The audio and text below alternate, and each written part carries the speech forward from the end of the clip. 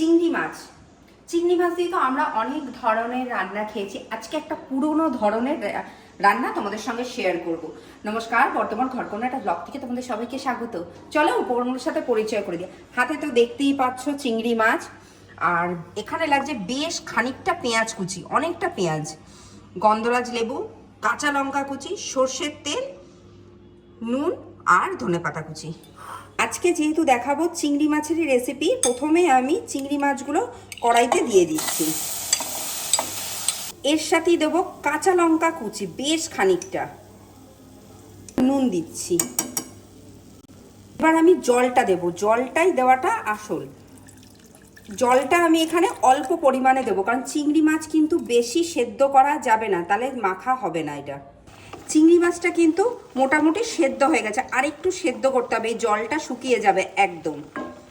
এখানে রয়েছে এই যে সেদ্ধ করা চিংড়ি মাছটার কাঁচা লঙ্কাটা, যেটা সেদ্ধ করেছিলাম সেটা সেদ্ধ করে নিয়েছি খুব ভালো করে। এবার এখানে আমি দেবো বেশ খানিকটা পেঁয়াজ কুচি, পেঁয়াজ কুচি কিন্তু অনেকটা লাগবে এখানে।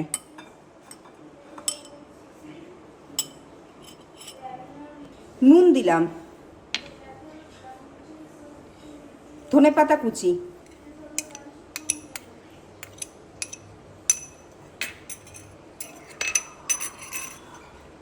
এবার এখানে যে গন্ধরাজ লেবুটা নিয়েছিলাম সেই গন্ধরাজ লেবুটা দিয়ে দিচ্ছি, রসটা এখানে।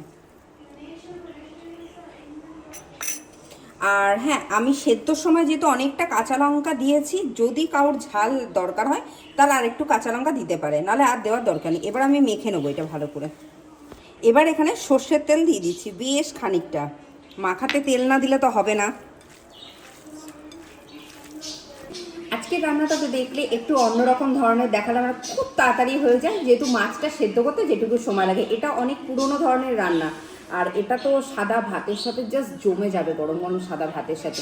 তো আজকের রেসিপিটা, আজকের ভিডিওটা যদি তোমাদের ভালো লেগে থাকে, তোমরা অতি অবশ্যই আমার চ্যানেলটা সাবস্ক্রাইব করো, শেয়ার করো, লাইক করো, প্রচুর প্রচুর কমেন্টস করো। তাহলে আসি খেতে হবে।